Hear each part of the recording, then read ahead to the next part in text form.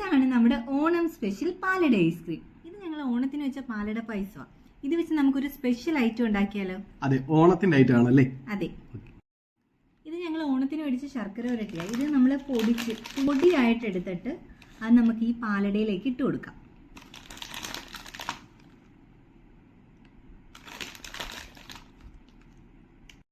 ഇനി നമുക്ക് ഓണത്തിന് മേടിച്ച ചിപ്സ് അതും കൂടെ ചെറിയ പീസായിട്ട് ഇതിലേക്ക് ഇട്ട് കൊടുക്കാം. നമുക്ക് കുടിക്കുമ്പോൾ ആ ഒരു ക്രഞ്ചിനെസ് കിട്ടാൻ വേണ്ടിയിട്ടാണോ? അതെ. ഓക്കെ.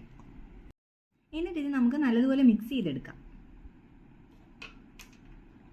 മിക്സ് ചെയ്യുമ്പോൾ താഴെയൊക്കെ പോവും, അതൊന്നും കാര്യം വെക്കണ്ട.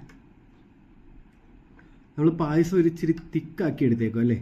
അതെ, നല്ല ലൂസായിട്ടല്ല, നമ്മൾ കട്ടി കൂട്ടി എടുത്തേക്ക്, കുറുക്കി എടുത്തേക്കോ പായസം.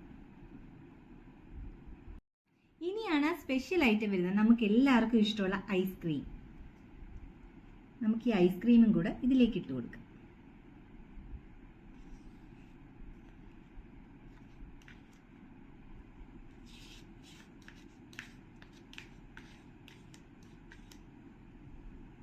ഇതാണ് നമ്മുടെ ഓണം സ്പെഷ്യൽ പാലട ഐസ്ക്രീം.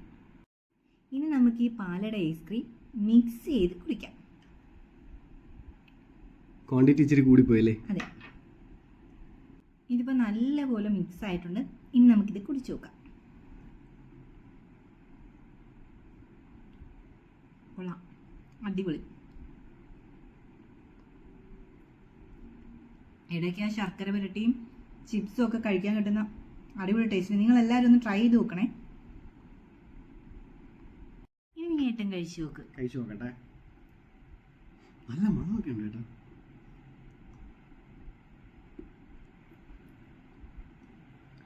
കൊള്ളാം കേട്ടോ.